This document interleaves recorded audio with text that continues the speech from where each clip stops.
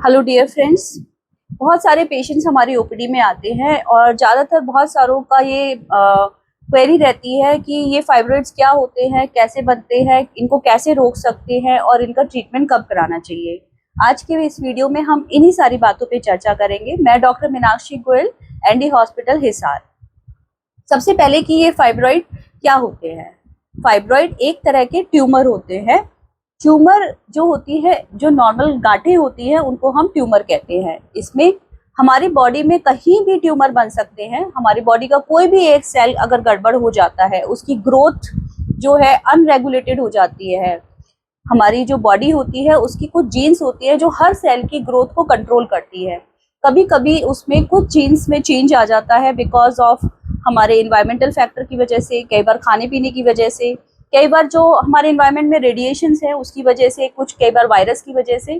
तो इससे हमारे जेनेटिक जो जीन्स हैं जो कंट्रोल करती है ग्रोथ की सेल को, उसमें चेंजेस आ जाते हैं, जिसकी वजह से अनकंट्रोल ग्रोथ होती है। तो हमारा जो गर्भाशय होता है वो मांसपेशियों का बना होता है, जिनको हम मसल फाइबर्स बोलते हैं। उन्हीं मसल फाइबर्स की अगर एक्सेसिव ग्रोथ होने लग जाती है तो वो ट्यूमर का रूप ले लेते हैं, जिनको हम लियोमायोमा कहते हैं अपने मेडिकल टर्मिनोलॉजी में। और आप लोगों को समझाने के लिए बोलते हैं कि ये गांठें हैं, रसौली हैं। अब कई बार लोग सवाल पूछते हैं, मैम क्या ये पानी की हैं, क्या ये पिघल जाएंगी। दोस्तों, जो फाइब्रॉइड्स होते हैं, जो गर्भाशय की रसौलियाँ होती है, ये बिल्कुल ठोस होती हैं, सॉलिड होती हैं और ये किसी भी मेडिसिन से नहीं पिघलती। विद टाइम ये धीरे धीरे बढ़ती हैं, लेकिन मेनोपॉज का टाइम होता है जब ये सिकुड़ती है।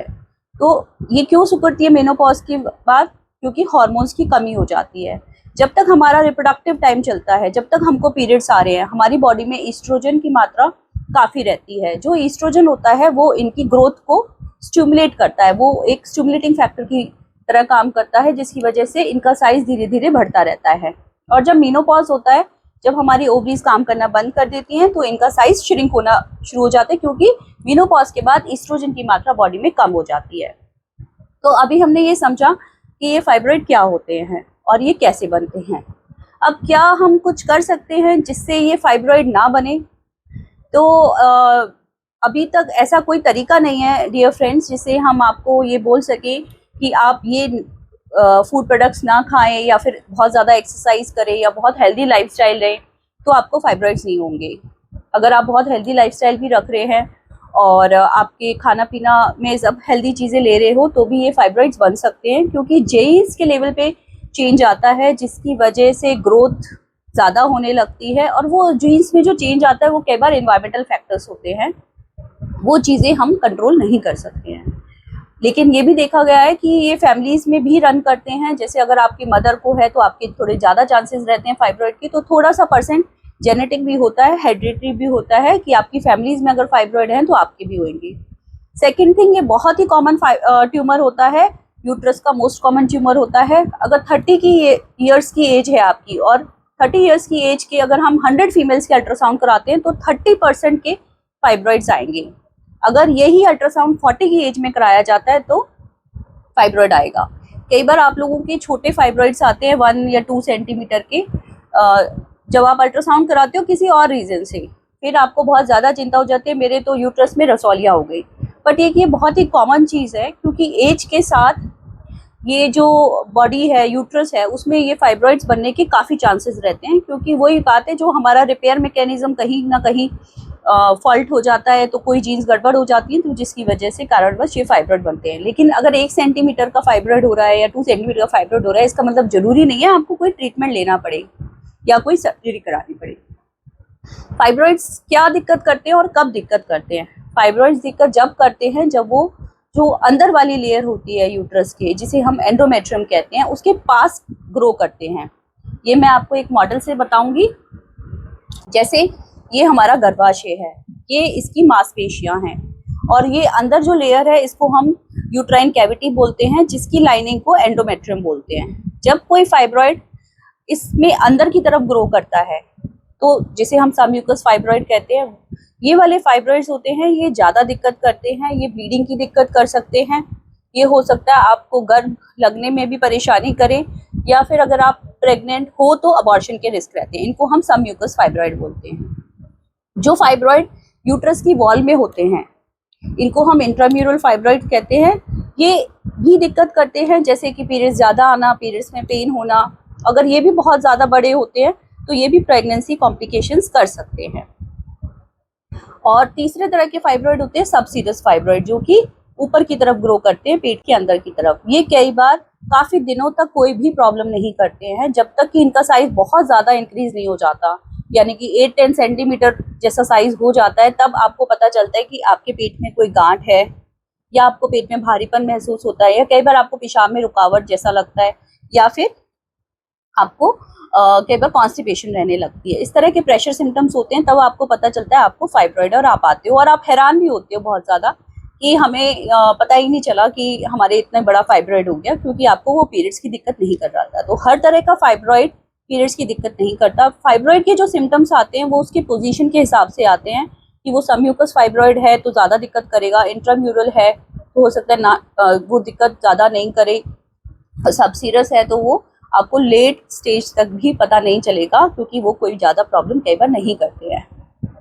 तो आपको अगर फाइब्रॉइड है तो आपको कब ऑपरेट कराना है, ये एक बहुत ही स्टडी करके हम आपको बताते हैं, आपकी रिक्वायरमेंट्स के हिसाब से, कि आपको प्रेगनेंसी करनी है या नहीं करनी है, या फिर आपकी फैमिली कंप्लीट है अभी, आगे आपको और बच्चे करने हैं या नहीं करने, आपकी क्या एज है। ज़्यादातर जो यंग फीमेल्स होती हैं और जिनको अगर प्रेगनेंसी करनी है और फाइब्रॉइड है जो कि आपकी प्रेगनेंसी में इंटरफेयर कर सकता है, तो उसको हम फिर निकालने की सलाह देते हैं। लेकिन अगर आपकी फैमिली कंप्लीट है और आपको फाइब्रॉइड है और आपको वो थोड़ी बहुत दिक्कत कर रहा है, तो उस केसेस में हम आपको मेडिसिन ही देते हैं, और ताकि आपके सिम्टम्स ठीक रहें। कुछ एक मेडिसिन आती है मार्केट में, क्योंकि ये बहुत ही कॉमन क्वेश्चन है, क्या ऐसी कोई मेडिसिन आती है जिससे कि फाइब्रॉइड का साइज़ कम हो जाए। तो कुछ एक मेडिसिन आती हैं जो कि टेम्पररी, मैं रिपीट करके बताना चाहूँगी, टेम्पररी फाइब्रॉइड के साइज़ को रिड्यूस करती हैं, लेकिन वो परमानेंटली फाइब्रॉइड के साइज़ को रिड्यूस नहीं करती। उनका 3 मंथ का कोर्स होता है। जब आप लेते हो उस टाइम आपकी ब्लीडिंग बिल्कुल रुक जाती है और साइज़ में 30 to 40% का फ़र्क पड़ता है, लेकिन जब आप छोड़ दोगे तो वो फाइब्रॉइड का साइज़ दोबारा से बढ़ जाएगा। तो इसलिए इस तरह की मेडिसिन बिना डॉक्टर के परामर्श के बिल्कुल ना लें, और स्पेशली अपने गायनेकोलॉजिस्ट से ही परामर्श करके लें, और किसी भी डॉक्टर से इस तरह से मेडिसिन ना लिखवाएं, क्योंकि इन मेडिसिन के बहुत साइड इफ़ेक्ट्स होते हैं। कई बार ये लिवर में भी डैमेज करती हैं, तो ये मेडिसिन बहुत ध्यान से खाना है। नेक्स्ट, अगर आपकी 40 की एज है और आपके फाइब्रॉइड्स हैं और जो आपको परेशान कर रहे हैं, आपको ब्लीडिंग की दिक्कत कर रहे हैं, आपको पीरियड्स में पेन रहता है, तो उस टाइम हम आपको सलाह देते हैं कि बेटर है कि आप इसको रिमूव करवा लीजिए, क्योंकि जैसे जैसे अभी मेनोपॉज के टाइम तक ये ग्रो करते हैं तो दिक्कतें बढ़ सकती हैं। तो वो डिपेंड करता है साइज़ पे, लोकेशन पे, पोजीशन पे, और आपको कितनी प्रॉब्लम हो रही है। सर्जरी आपको उसी हिसाब से एडवाइस की जा सकती है, और ये वन फॉर ऑल रूल नहीं होता कि एक रूल सब पे अप्लाई होगा कि सर्जरी करानी है या नहीं करानी। वो आपको कंसल्ट करके, आपके अल्ट्रासाउंड करा के, ये सारी चीज़ें देख के ही पता चलता है। अब इन फाइब्रॉइड में कैंसर हो सकता है क्या, ये भी एक बहुत इम्पॉर्टेंट क्वेश्चन है जो कि आप कई बार बहुत ज़्यादा पूछते हो। फाइब्रॉइड में कैंसर के चांसेस आप माने एक जनरल पॉपुलेशन में 1 लाख में 3 या 4 पेशेंट के हो सकता है कि कैंसर हो, और जब हम ऑपरेट करते हैं, अगर हमने 500 फाइब्रॉइड के पेशेंट को ऑपरेट किया तो उनमें से किसी एक पेशेंट के कैंसर हो सकता है। तो ये इसका इंसिडेंस है, लियोमायोसार्कोमा बोलते हैं। जब कैंसर होता है, किन फीमेल्स को ज़्यादा लक्षण होते हैं कैंसर के, जो फाइब्रॉइड में कैंसर की शिकायत होती है वो बहुत ज़्यादा ही सिम्टोमेटिक होते हैं, उनको बहुत हैवी ब्लीडिंग होती है। अल्ट्रासाउंड पे उसमें डीजनरेशन जैसे चेंजेस नज़र आते हैं, और ब्लड फ्लो इंक्रीज होता है, कोई कैल्सिफिकेशन नहीं होता, आपके ट्यूमर मार्कर्स हो सकते हैं बढ़े हुए हों। अगर थोड़ा भी सस्पिशन होता है फाइब्रॉइड में कैंसर का, तो हम आपको सलाह देते हैं कि आप जल्द से जल्द ऑपरेशन करा लीजिए।